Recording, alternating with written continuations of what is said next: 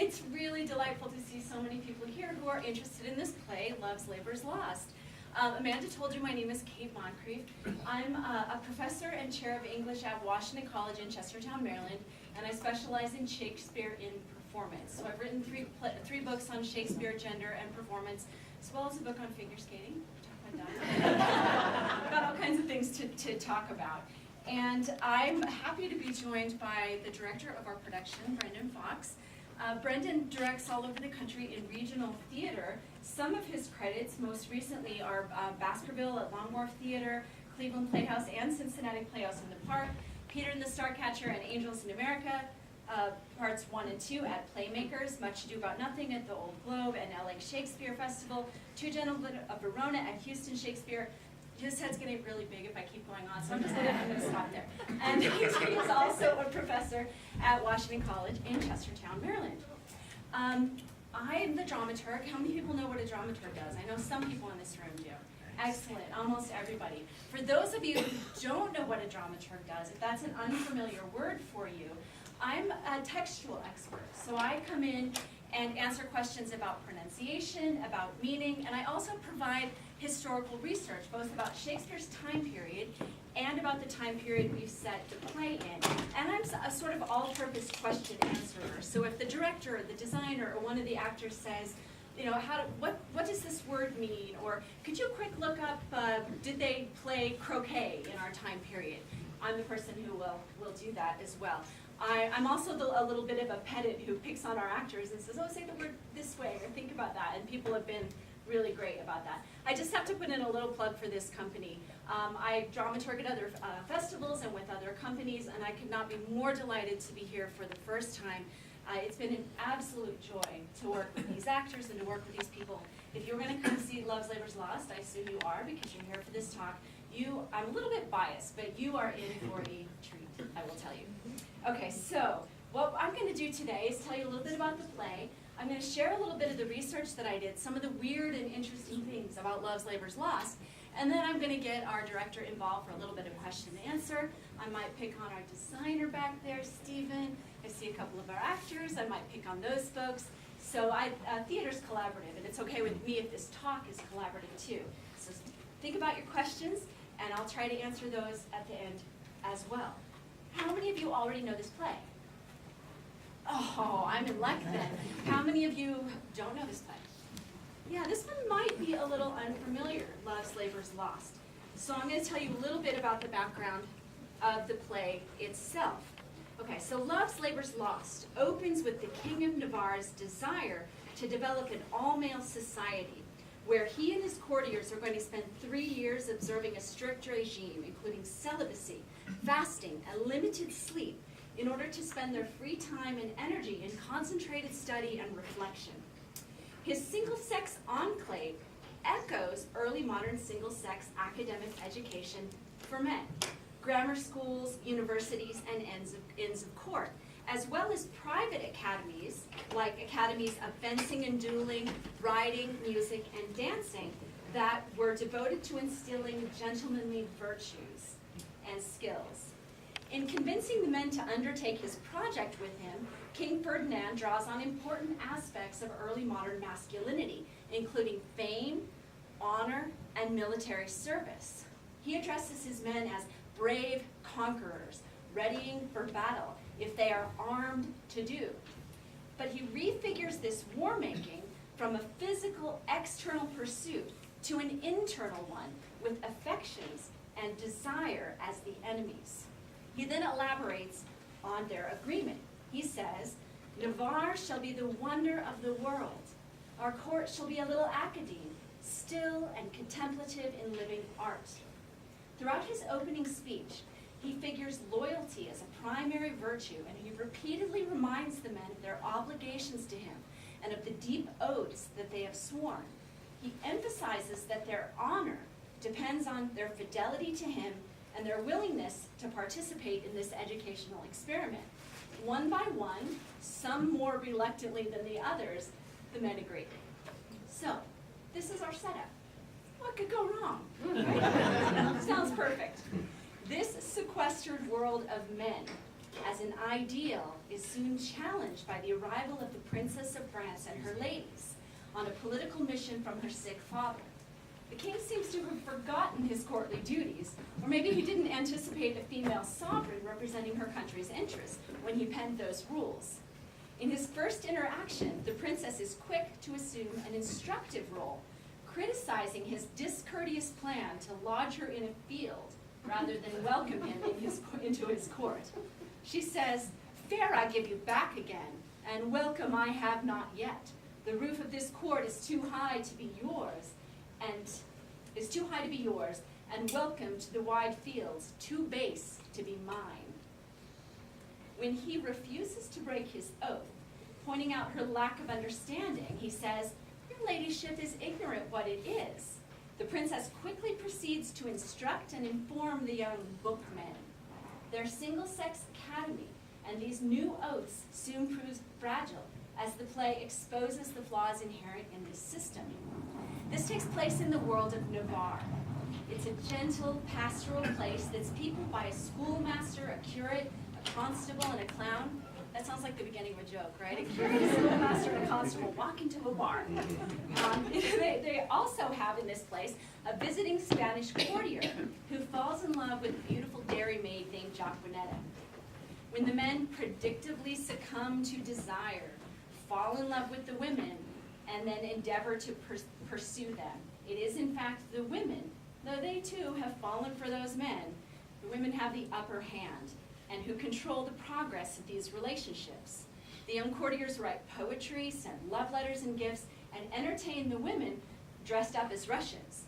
Clearly the most obvious courtship technique, right? Dress up as Russians and go visit those ladies, which the women both ridicule and reject the silliness of these conventional overtures, having little patience for what they call painted flourish. The women not only school the men, but each other, and they learn from their shared discourse. Over the course of this play, the men come to understand that isolated study and intoxicatingly clever word games are insufficient, and then they're ready to be with the women they love. The play explores what happens to masculine ambition and how both men and women grow when they fall in love. So, how will this be resolved? Well, I'm not going to spoil the ending. For that, you're going to have to come and see the show. So what I want to do is just share with you a little background about this play, some of the weird things that I found, and then we're going to get our director involved here as well. Okay, so Love's Labour's Lost is composed in approximately 1649 or 1694-95. It's directly before Romeo and Juliet and A Midsummer Night's Dream. So those plays are probably very familiar to you. When you see Love's Labour's Lost, you can be thinking that Shakespeare wrote these within about a year of each other. So he has similar themes in mind as he is writing them. So what I have up here is the title page of our first quarto. It was published in 1598. And that title page is really interesting. If you can see the writing there, it says that it's newly corrected and augmented. So that suggests that this is some kind of a revision. It also says that it was presented before Her Highness this last Christmas. So that would be Queen Elizabeth, and that helps us to know that it was played on stage at least in 1597, so the previous Christmas. I'm also giving you the title page from the first folio, which is, I've got the date up there wrong, from the first folio, and it's published along with the other plays. All right, so I want to also give you the second quarto. Is that coming up properly? There we go. The second quarto, and the title page here is really interesting because it says it was acted at both the Blackfriars and the Globe. So we know it was in a big outdoor stage as well as the indoor theater as well. So along with A Midsummer Night's Dream and The Tempest, Love's Labour's Lost does not have any known source material. So oftentimes Shakespeare's taking his source from Holinshed's Chronicles, or he's using Ovid, or all kinds of other materials. This doesn't have any known source materials. It's influenced by another playwright named John Lilly, who writes plays like Galatea. Anyone read that one? Tim back there, he knows that play. And it's influenced by his Euphues, An Anatomy of Wit. That was a hot seller back in the early modern period, Euphues, An Anatomy of Wit. That's where we get the word euphuism from. So if you've ever said that word, you are quoting John Lilly. Okay, so the play's plot might also be related to Sir Philip Sidney's Arcadia, a little bit. And that has the story of a monarch who withdraws from public life. We know that Shakespeare knew this book because he took King Lear's Gloucester plot from it as well. So let me show you another slide here. Coming up. Some of the figures in the play, the king and his men, are related to actual historic figures, as well as potentially the princess. So Ferdinand, the king of Navarre, is related to Henry of Navarre, who became Henry IV of France and ruled until his death in 1610. He established a philosophical academy, and he too was accused of withdrawing from public life. His men, the Duke of Morone, the Duke of Longueville, and the Duke du Maine, sound familiar, right? These were part of his court. The princess might be influenced by Marguerite of Valois, who was Navarre's estranged wife, and she made an embassy to his court to try to repair their marriage, to try to get their relationship in line. She was educated in rhetoric, in classics, in scripture, and spoke French, Spanish, Italian, Latin, and Greek, and was known for her sophisticated literary court.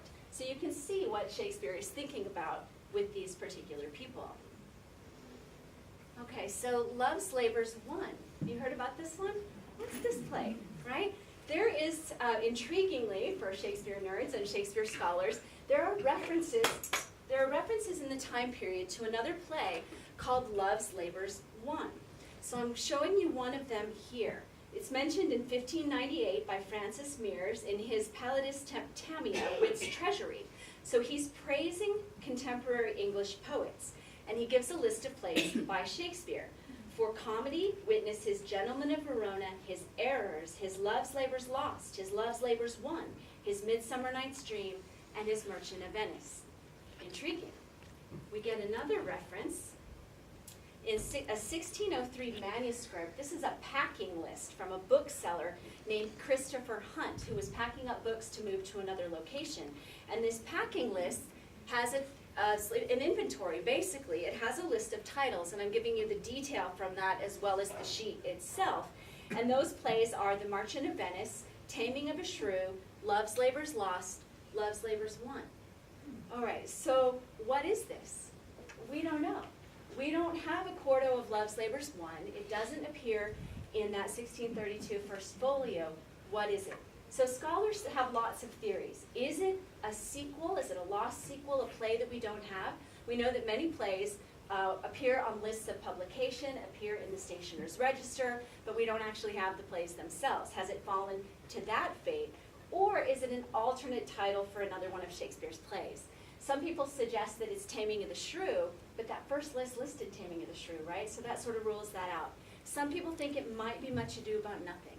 Is that a sequel? A couple years ago, the Royal Shakespeare Company did them in rep with each other and called them Love's Labour's Lost, Love's Labour's Won. You can decide for yourself if you think that one makes sense. Next image. Okay, production history. Love's Labour's Lost was initially a really popular play. It played before the Queen during Christmas festivities in 1597, as I just said. We know that it was performed in 1604 at Southampton's house to celebrate his release from prison. We know it played at the Blackfriars and the Globe, as that title page indicates. We also have a 1604 letter where the actor Richard Burbage recommends it for the new Queen, James's wife. He says, "For wit and mirth, it will please her exceedingly." So he's recommending the play. And then it basically disappears. There is no known performance between the early 17th century and 1800, and it is the only one of Shakespeare's plays that didn't play during the Restoration period. Shakespeare was really popular during the Restoration, except for this one. So there are also only 3 recorded performances during the 19th century. Why did this play essentially disappear? In the 20th century, it has had lots of popularity. So I'm giving you some production photos from some of the productions that we know about. I'm going to start up at the upper right hand. Tyrone Guthrie's 1937 production was a 90-minute cut production which reintroduced the play. 1946, Peter Brook directed it at the RSC with Paul Schofield as Don Armato. 1990, Terry Hands directed it. You might recognize that guy up there. Anyone? Ray Fiennes. Yeah, Ray Fiennes. He was Barone. A 2008 production at the RSC. You see anyone famous in that one? Doctor Number Doctor Who. We got David Tennant there as one of the men. And then there's a Globe production here that has Michelle Terry as one of the ladies. She's the new artistic director at the Globe. Scholars theorize that part of the reason this play fell out of popularity is that it has an unconventional ending. Now, for those of you who know the play, you can think about what that is. For those of you who don't, I'm going to let you find out when you come and see it. But the play really defies some of the expectations we have for comedy and does something really different, which I think makes it really exciting and interesting. But you can see why it might have fallen out of favor in a different time period and why in the 20th century we've come back around to it. Tim knows what is going to be popular, and he's really hitting the moment. This play is all over the place this summer. If you want to see it again, you can go up to Oregon Shakes and check it out. You can see it at Shakespeare Santa Cruz. You can see it this next year at Chesapeake Shakespeare, where I also work. So we might want to ask ourselves, why is Love's Labour's Lost speaking to us now? I'm going to come back around to that question. Okay, so Love's Labour's Lost is fairly uncomplicated in its plot, but it's extravagant in its use and enjoyment of language. It was written for a very sophisticated, style-conscious audience, and it's based in the Elizabethan era that really privileged erudite discourse and wit. Rhetoric, for example, was a cornerstone of a schoolboy's education, and this play is filled with all kinds of rhetorical devices. If you are a scholar of rhetoric, you'll kind of go crazy picking out all those devices. You don't need to know them at all to enjoy this play, but they're embedded there. It's Shakespeare showing off. It emphasizes stylish wit, rhetorical elegance, and verbal pyrotechnics. These people can talk. They love quips and quibbles and one-upsmanship, and they absolutely delight in the use of language. For me, a couple modern equivalents, and I think I look around and I see people who are about my age. You probably also watched The West Wing, right? That quick walk and talk, right? That dialogue that Aaron Sorkin is so good with. Or any Gilmore Girls fans? Yeah, right? Those girls could talk, and you're going to see that in this particular play. Shakespeare is really showing off in a lot of ways, and I'm going to tell you about some of them. So words, words, words, as Hamlet says. Love's Labour's Lost has the single longest word in all of Shakespeare's plays. Anyone want to give that one a try? Come on, really? Come No one? on, somebody's going to pronounce this for me. I'll give it. You'll give it a try, go for it. Honorific abilitudinitatis. Tim, I think we have our understudy. There we go. We have Costard's understudy ready to go. You are also in for a treat the way that we have an actor who can just like make a symphony out of this particular word, and it is not easy, as you can see. This word is 27 letters long, and if you'll notice, it is the longest word in the English language that alternates consonants and vowels. You are so ready for Jeopardy! Okay, so not only does Shakespeare have the longest word in all of his plays, he gives us the longest speech of all of his plays. It is spoken by Barone, right? It's in 4/3, and with no omissions or cuts, this speech is 77 lines and 588 words. There are characters in this play who have fewer lines than that single speech, and other plays as well. And it is really a tour de force. I have to say, you're in for a treat when you hear this speech. It's very beautiful and beautifully played as well. It also features the longest scene, too. So depending upon editorial decisions, it ranges from around 920 lines to over 1,000 lines. In the first folio, it's 942 lines. So think about 1,000 lines. By comparison, Shakespeare's shortest play, The Comedy of Errors, is only 1,786 lines long. Shakespeare is totally showing off. This is a writer at the height of his powers, and he is showing us what he can do. It's the most heavily rhymed of all of Shakespeare's plays. 1/3 of the lines rhyme, so you can listen for those, including long passages in couplets or alternating rhymes, as well as sonnets. I'm going to talk about that. Boyette does the most rhyming, Rosalind and the princess do the least. So you can think about how all this rhyming matters. Think again about the fact that Midsummer Night's Dream and Romeo and Juliet are from the same period. Midsummer Night's Dream is also incredibly playful with verse, using lots of different kinds of verse forms and rhymes, and you can just see that he's having a ton of fun and showing off as he does this. One of the ways he's showing off is through the use of sonnets. So in Love's Labour's Lost, you're going to see 4 young men try to woo their ladies with their skill at writing sonnets. Why? Why is this such a big deal? So the sonnets developed in the 13th century. It's perfected by a guy named Petrarch, who famously goes to church across a crowded room. He catches sight of a beautiful lady named Laura and falls deeply in love with her at first sight. Sort of like Romeo and Juliet, right? He writes this woman 300 sonnets. Even though she's married, they never get together, but he pines for her. And his extravagant praise of her, his longing for her, as well as his misery at the fact that he cannot have her, sets the mold in this expectation for what we now call a Petrarchan lover. Think Romeo, right? Or think emo guy. Oh, life is so hard, and I'm so in love, and it hurts so much, and why doesn't she love me back? That guy. Okay, so we're gonna see that guy in Love's Labour's Lost. One of the fun things that happens in the sonnets, so he wrote her 300 of them, he develops this extravagant praise for a lady that all the other sonneteers are going to emphasize. So he says things like, Cupid sits upon her brow, her eyes are like fair suns, her lips are, smooth and rubious, her teeth are like pearls, her breasts are like globes, roses are on her cheeks. It becomes so hyperbolized and so standardized that this is a parody that comes out in the 17th century of the Lady of the Sonnets. So this is an early modern, making fun of those sonnets. Go back just to these sonnet pages here as well. Oops.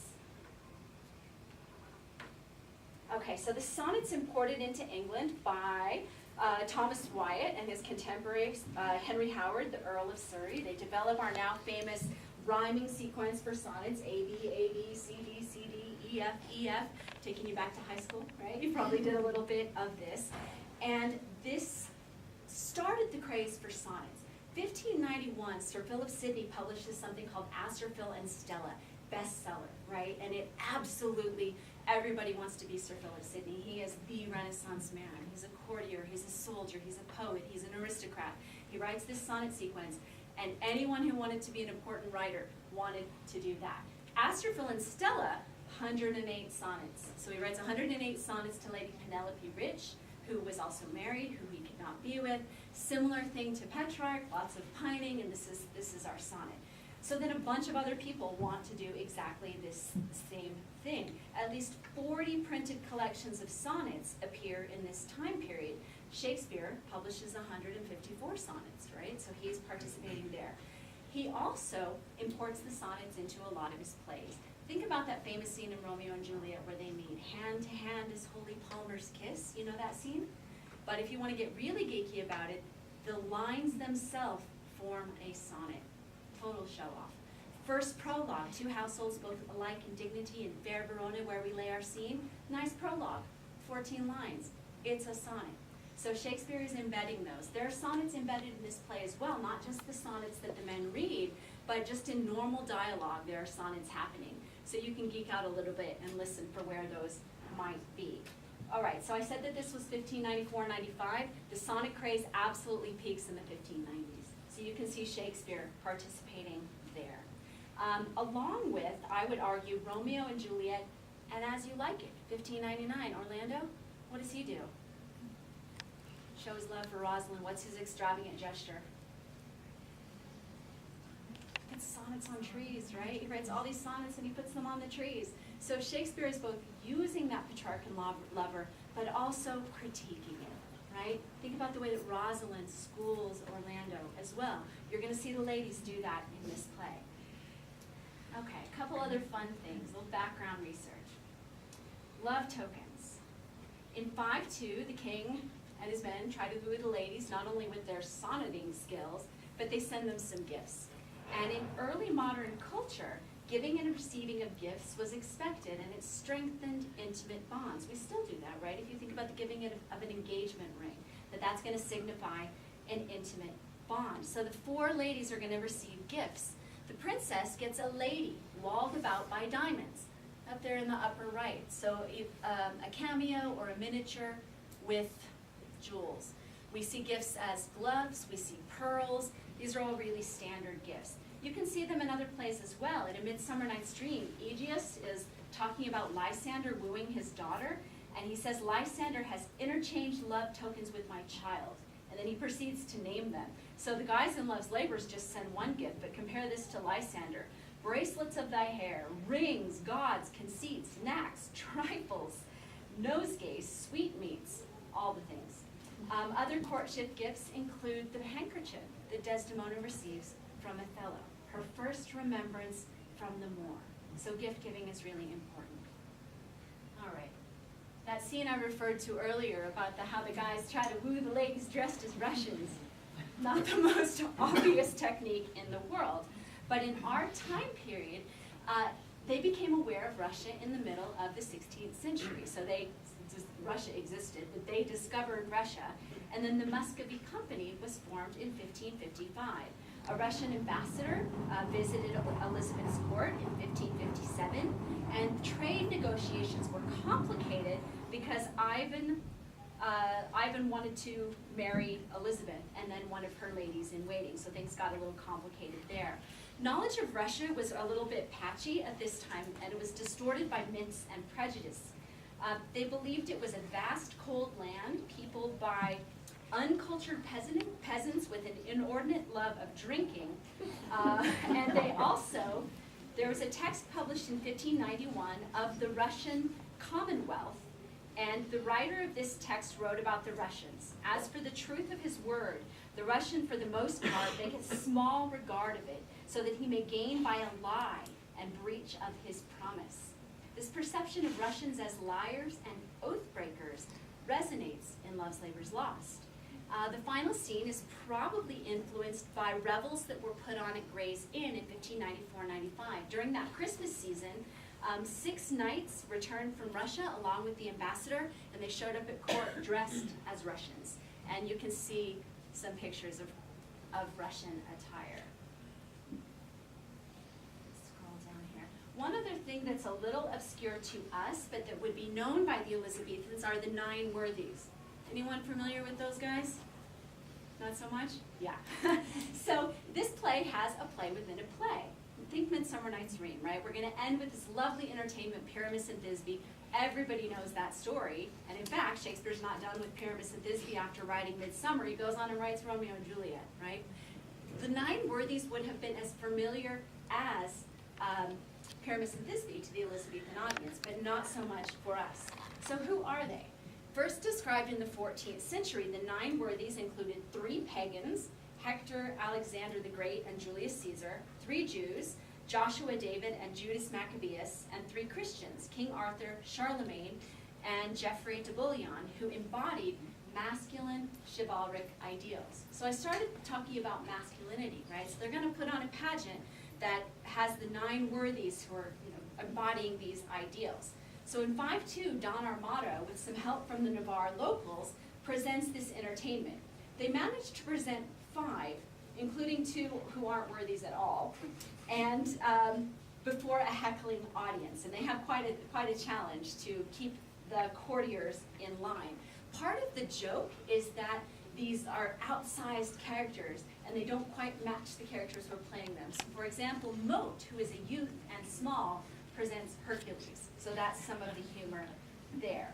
Also, this scene is a useful one. When we think about masculine courtly behavior, our young men don't behave very well during this scene. So what does that say about them, and what do we learn? All right, I'm going to skip ahead a little bit to our production's setting. All right, we're setting this in the Edwardian period, about 1901 to 1910. So I'm giving you a couple of images. That's King Edward up there from 1902 from the cover of Vanity Fair. He was a fashion plate as well as the king. And you probably know this time period. How many of you have seen A Room with a View? right? Merchant ivory, beautiful. Nobody gets mad when you set a production in this era because it's going to look amazing. This is during the very brief reign of this king, but scholars sometimes say the trends in this period stretch back to the 1890s and up through the beginning of World War I. Edward was 60 years old when he finally became king, a little like King Charles and his mother Elizabeth, right? Victoria was a long reigning king from 1837 through 1901. He was known to be fashionable and part of the leisured elite. He was a popular king, a patron of the arts, and had a reputation as an extravagant socialite and a playboy. And he rebelled against the traditions his mother, Queen Victoria, had upheld. Victorian sentimentality and mannered decadence of the 1890s give way in the opening decade of the 20th century to transition, social, and technological change. So we were really interested in that idea of the change that was happening between the genders and in the particular time period. In 1924, Virginia Woolf looked back on the early 20th century and she says, on or about December 1910, human character changed. So you can think about that as this crucial, like what happened and what particularly changed. This period of stability under Edward's reign came to a very abrupt end. July 28th, 1914, the beginning of World War I. And you can think about all the men going off to war. Have that image in your head when you come to see our play, and it will make a little sense why I'm talking about it. This era was also elevated into a cultural golden age by the British press. When World War I began and everything started to change, they looked back on with nostalgia on this time that had passed, this longing for this time. There's a little bit of a connection here that I would offer you to pastoral poetry. In also the 1590s, in the Elizabethan period, there was a vogue for the pastoral, this nostalgia for the past. So what's happening in London at this time, there's enclosure. So Henry VIII, when he becomes king, he encloses the monasteries, he gives away the land to the nobles, and people who'd been able to make their living on that land started flooding into London. The city of London grows tremendously. It's an exciting time to be in London, but it's also a difficult time for some. So a nostalgia for the past develops. And Shakespeare really participates in that nostalgia for the past. We're going to see it in Love's Labours. It's also in As You Like It and The Winter's Tale, these beautiful pastoral places that sort of look back on things as they were. Pastoralism features rural landscapes, the presence of shepherds and other rustic people, wooing and courtship, philosophical discussion, and the themes of love and death. This also, as we reach World War I, we have a new interest in pastoralism, this nostalgia. You're going to see it in garden design.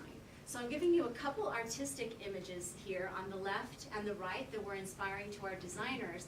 And then I pulled out some pictures from Hidcote Garden in 1910. It's near Chipping Campden, if anyone's been there in Gloucestershire. It's not too far from Stratford-upon-Avon, but this is a pretty typical Edwardian garden and what that is representing.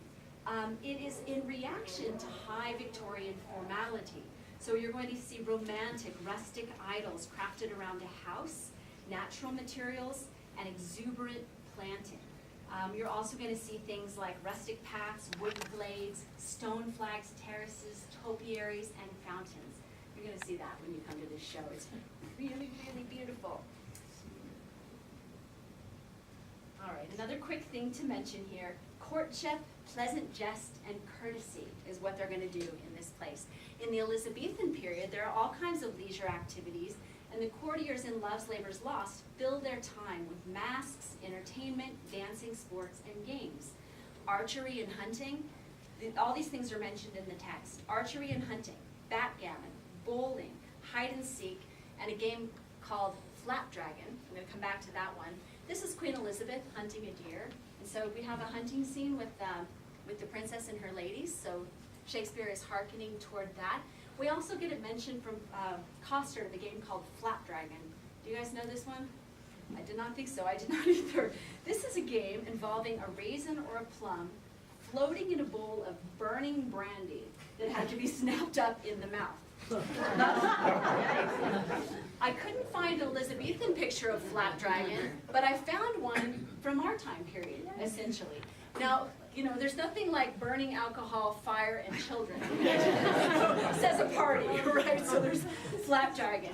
So I gave you the Elizabethan images first, and now I have some images from our time period of things that you're going to see in our particular play. You're going to see archery, which was really popular in the 18th and the 19th century. Badminton, which was developed in 1870 and into the early 20th century. Boxing, the Marquis of Queensberry rules were developed in the late 19th century. Cricket was established in 1873, the championships. Croquet became popular in the 1860s. So all these lovely, beautiful outdoor leisure activities are going to make an appearance for us. So let me go. I'm going to leave you, as I move on to one more point, with a little teaser.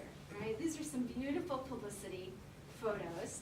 And I'm going to offer up just a couple thoughts before I get our director to join in here. So I'm going to let you take this in. Yeah, nobody's mad at this production time period. Beautiful, right? Wait till you see these cream costumes against the greenery of the site. You're going to fall in love just like I have. Let me give you one more here. Oops. I go forward. There we go. And I'll leave you with that image. Okay, connections to today. Why do we care about Love's Labor's Lost? Why is it interesting and why does it matter now? Two things that I think. Gender and relationships. This play is full of strong women. Unlike some of Shakespeare's plays that have only one or two women, think about The Tempest and poor Miranda on that island, right? Or think about Hamlet, Gertrude and Ophelia. This play has 5 really strong women. They're ambitious and they're unwilling to settle for immature men. This time period was really defined for men. I mentioned masculinity at the beginning. Military prowess, athletic ability, courtesy. Also in the wake of humanism, we see increased expectations for scholarly achievement, intellectual and artistic accomplishment, and heroism, and most of all, honor. Honor, honor, honor. That's what it meant to be a man. For women, the ideals and expectations were these: chastity, silence, and obedience. Chastity, silence, and obedience. Now think about some of Shakespeare's women. Think about the ways that he's exploring those ideals, challenging and subverting them, right? With his talkative, strong women. In contrast to these early modern ideals and prescriptive tracts, which told women, be chaste, be silent, be obedient, which told men you're at the top of the hierarchy, these tracts naturalize these hierarchical structures of male and female relationships. This play imagines alternatives as it overturns those gendered conventions of lover, beloved, man, woman, schoolmaster, pupil. It also talks about what it means to be a man. We had a really wonderful discussion about this early in the rehearsal period after we had spent some time on table work, which is where we all sit around and puzzle through the text to make sure everyone understands exactly what they're saying. Our director, Brendon, said to the cast, so we've reached the end of this play. You know, what connects for you? What matters? And this discussion was a really hearty one. One of the actors said, I think this play is talking about what it means to be a man. And that's a really important discussion that we are having today as well in this Me Too era. How do you behave with members of the opposite sex? How do you conduct yourself in an honorable way? How do you treat others in the world? And what does it mean to be a man? As our definitions are starting to be questioned, Shakespeare was also questioning and redefining those. What does it mean to be a good man today? The last point, I think, is oaths and vows. You're going to see lots of promising and swearing and oaths and signing of documents. Swearing of oaths both begins and ends this play. No sooner than the men swear to fast and study do they break their oaths. So, what's the value of an oath, a vow, or a promise? In this age where truth-telling, facts, and lies are glaringly in the public eye, Love's Labor's Lost reminds us that words and vows matter. So I'll leave you with that thought. And I'm going to ask our director to join us here. And would you mind talking a little bit about what this play means to you? Why Love's Labor's Lost and why Love's Labor's now? Sure. First of all, I'd love to give her.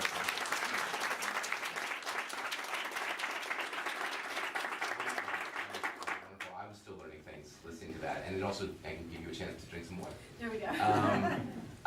Sure. There's so much to say about it, but I think 3 words encapsulated for me that I shared with the cast on the first day, which I didn't even realize matched the initials of our play, which is 3 themes are love, language, and learning. In this play, you'll see a lot of different types of love, not just romantic, but fraternal love between a love of learning between teacher and student, a fraternal love between these groups of young men, a sisterly kind of love between the princess and her ladies, a love between 2 friends, an academic and a curate, and you watch that love get tested and transformed and examined. The language in the play, as Kate mentioned, is extraordinary, pyrotechnic, gymnastic, and it really, I think, ideally is, bless you, a celebration of language. And personally, I think you feel smarter being exposed to this play. Like I was when I fell in love with Aaron Sorkin's writing with Westworld, where I thought, bless you, that I can keep up. And these characters, as we talked about in rehearsal, think and feel faster than humans. That is their superpower. And there's a great term I learned a number of years ago, a French term called l'esprit d'escalier, which is the spirit of the spirit of the staircase, which is basically translates to, you know, when you leave a party and you're going back to your car and you think, you know what I should have said to that person? That's l'esprit d'escalier. And the difference is these characters say it in the moment. So those are the kind of things you think to yourself, well, coming out of this play, that's what I'll say next time when someone's snarky, or I want to impress that person at the bar, or whatever. But that's really, it's inspiring, and it both, as Kate said, both celebrates language that way, but also shows you the limits of it, especially our young men who think that words, if we just say the right words in the right order, they're ours. And what the women school them on early and often is no, deeds and not words. And will you show up and not just say you're going to show up? And the last L is learning. There's not only literally a schoolmaster in the play and lots of learning, and there's lots of quizzes and learning that goes on between Don Armado, the Spaniard, and his mentee, Moat, this young man he's apprenticing. But also there's learning that happens intellectually and also a lot of emotional learning that goes on. These, everyone learns, but these young men learn, and they learn hard lessons. And one of the things I love about this play is they start to learn a lesson and then they forget it, and they have to learn it again. Which reminded me a lot of working on Angels in America, because I think that Tony Kushner actually takes a lot of things from Shakespeare, and one of that is that realistic idea of people don't learn instantly and deeply. It takes time. At least I'm speaking for myself, it takes a lot of time and a lot of trial and error, and this play shows that. It's not an on-off switch, and even though it might be frustrating to the women and some of the other characters on stage, I think we identify with them, I know I do, in saying, like, just keep trying, it's a matter of inches, and there's some backsliding, but I think that to me is also where wisdom is gained. There's difference between learning in school and the learning you do in the heart and the soul. And those are 3 prongs that we've tried to explore in our production so far. And I'm happy to take other questions. Those were sort of the start of where we went. And Let me open it up to questions. Please. I want to acknowledge a couple other people here. We have an extraordinarily beautiful set for these actors to play on. Grass and archways and greenery and a working fountain. Right? Yay, props. Our set designer, Stephen, is here. Is there anything you'd want to say about this particular world of Navarre? Since theater is such a collaborative art, I'm gonna pick on a couple people I've worked with, because we've all been in the room together making this thing, and I see a couple other people I'm gonna pick on too. But if he's willing to, I would like to add the caveat if you're willing. that if Stephen would like to, but you Well, don't have to. what do you know about this world of Navarre that we've created? What would you offer up? I would offer up that it, from 8 months even further along, in talking with Brendon and Kate, and in the nature of theater being so collaborative, as a scenic designer, what really struck me was the textures of the language, and how I could actually use that and translate that into literal textures that the actors and the characters can actually explore. And so as Kate was mentioning before, a big gesture inside of that is lushness. It's not enough to simply paint a pretty backdrop, but in order for the actors to really interact with it and to feel the textures inside of there, I think it really coincides with the beauty of the language and the action of the play. So that's been a joy to actually explore. One of the things we also talked about was creating a sort of bucolic playground. For, am I right, that this idea of the men and women being able to play up and down stairs around fountains and such, and hopefully a world in which the audience would go, I want to live there. And I would like to say those things, wearing those clothes, in that place, drinking good wine. And it's a challenge because I think no play exists or production exists in a vacuum, but this is my first time working at the festival, and I've had an extraordinary experience so far, but Boulder is bucolic as well, in its own way. And so part of our challenge was, how do we create our own unique Arcadia, separate from your own, which I think Stephen's done, surrounded by also these academic buildings, which was another exciting thing that Tim Orr and I talked about, and that we talked about early on with the designers, to say there is a lot of love of academics and satire of academics in this play. And Tim was like, great, bring it on. This is a lot of fun. But yeah, it's been extraordinary for all of our costume, our light, sound, props, as we're putting it together this week to create this, because it's something I think some of us may not know, this is almost a year in the making. Tim and I have been talking for over a year about possible plays, and then the designers and I started working many months ago, and we tried all kinds of different versions of this. And it's still, we were literally talking 2 hours ago about ideas that are happening the last 5 minutes of the play. So those things are happening up to the last moment as you walk into the production, but that sort of interactivity that Stephen mentioned, I think, was really important. We didn't want this to be a heady play where people just sat there and we're all eggheads and they just spouted things and everyone sat in the audience going, well, this doesn't feel very alive or fertile or passionate and visceral. And that was something, those were keywords I shared with the designers, and then Stephen, seemed like you took it and ran with it to talk about sort of, you looked at French gardens, you looked at English gardens. One phrase you mentioned on the first day, and let me know if I got this right, was it a cultivated park or a curated park? That you found this, like, this hybrid of a world that's sort of kept, but sort of wild? Yeah, sorry, you were upstage for a hot second. Oh.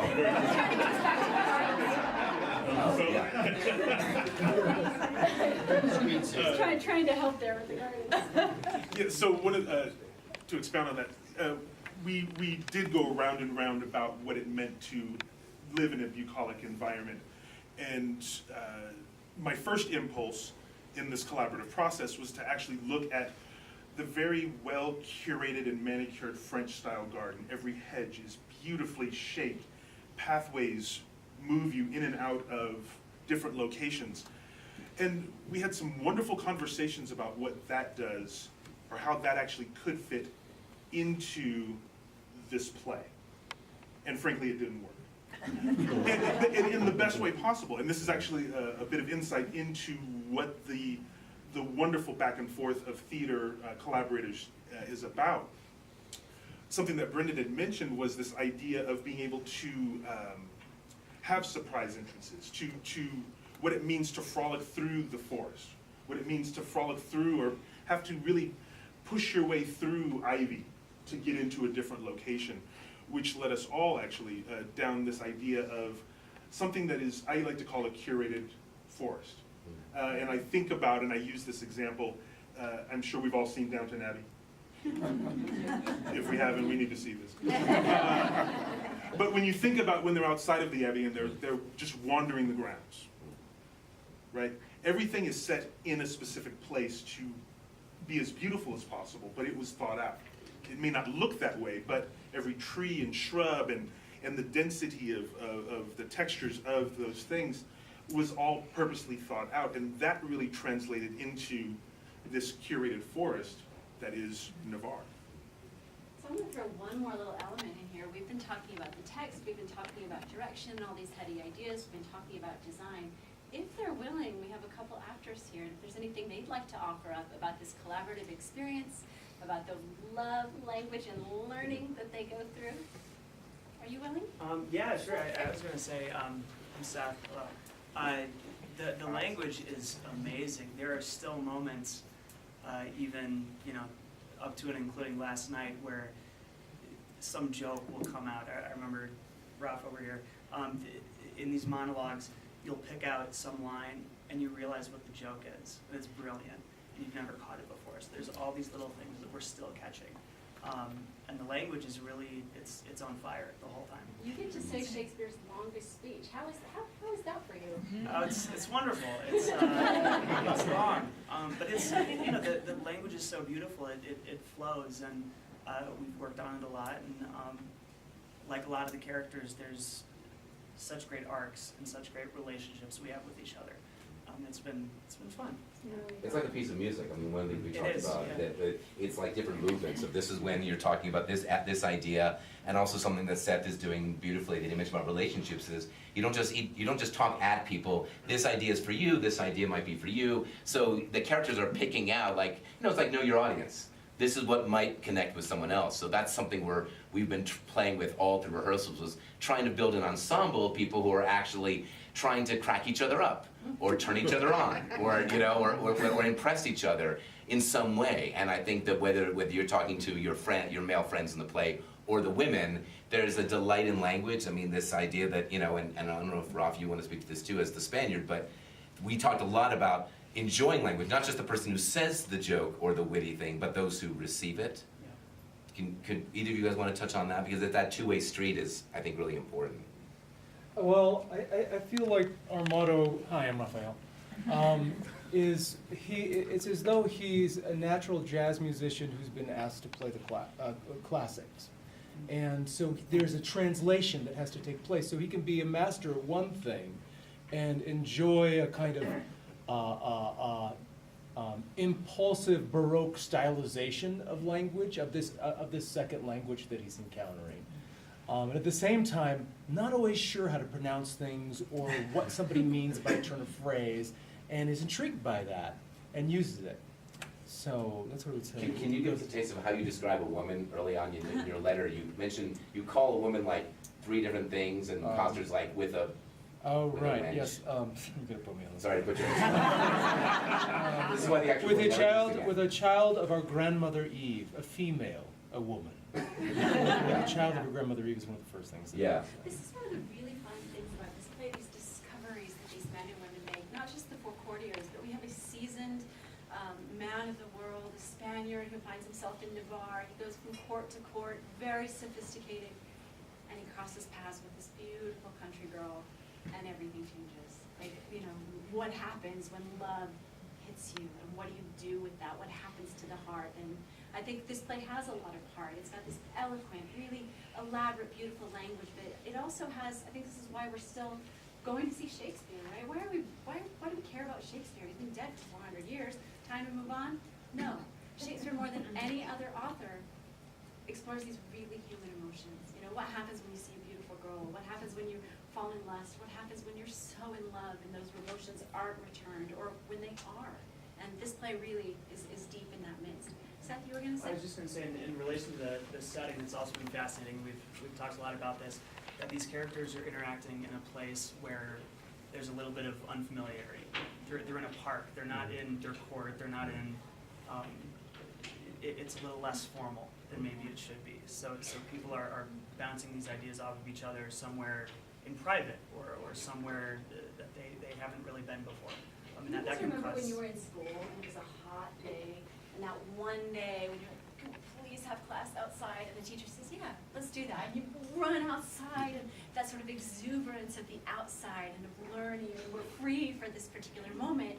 These guys are outside in this park with these playthings and these emotions and sort of all this headiness smack up against each other. It's also a play where people are really generous to each other. People are listening and encountering, and deeply human things happen. So Any questions? We talked a lot. We have about 5 minutes left, so if we open this up to your questions for me, for Brendon, or observations if you know the play yourself. Yes? You mentioned something earlier about some characters have more rhyme and some have less rhyme, and have you associated the more or less rhyme with certain characteristics of those characters? For me, I think the princess and Rosaline are the 2 most mature characters in this play. And their language, while they are playful, they're in a different place, especially by the end of the play, than the other characters. They're the ones who school the men the most. And And so I think while they're playful, they're not quite as exuberant and quite as rhymey as the others. Boyette, who is the courtier who accompanies the women, is the most playful, and you'll see his sort of, just having fun with that language on the tongue. But I think those two women, I think the fact that they rhyme, but they rhyme the least. There's a seriousness and a maturity to those two characters that differentiates them more as the play goes on from the rest of the characters. And as a side note, I should mention Scott Coopwood, who plays Boyette. For those of you who've seen, how many of you saw the shows last summer? Because Kate and I were here last summer and got to see Hamlet, Rosencrantz and Guildenstern, and Julius Caesar. And when I started rehearsals with this cast, I kept staring at Scott Coopwood thinking, I cannot believe you are the man who killed Caesar. So it was like that. He's so different, and you will not recognize him, not only in costume but in manner and form. Boyette could not be more different than what he did. And that's part of the exciting thing about Rep and what Tim and Wendy and everyone at the festival really embraces Rep, not only within each summer but from summer to summer. So it pays off, I would imagine, coming back multiple times to see him be this very persnickety, kind of catty character in Love's Labour's Lost, who could not be more different. And it's fun for the actors, too, because I asked him what he thought about playing Boyette, and he's like, oh, it's a ball. It's like I'm playing with pastel colors and Batman, and that sort of delight. He says, I don't have to kill anybody. I get to make fun of people. I get to always side with the women. He's like, what could go wrong, right? And he is. He's having a ball. So that's something that's exciting as well. But anything else about the play, the period, what we've mentioned so far? I would just say one thing to add to all this, that we've talked a lot about the language, and the thing that occurred to me was that in the heart of it, in the guts of this, there's all this wonderful filigree on top of this cake, but the cake is, okay, so at the very end of When Harry Met Sally, Harry says to Sally, because when you realize you want to spend the rest of your life with someone, you want the rest of your life to start as soon as possible. And that's kind of the engine underneath all of this stuff. So. Yeah. That's a great image. Nice. Any other questions, thoughts, observations? All right, I want to thank our actors, our designer, our director for being so generous and letting me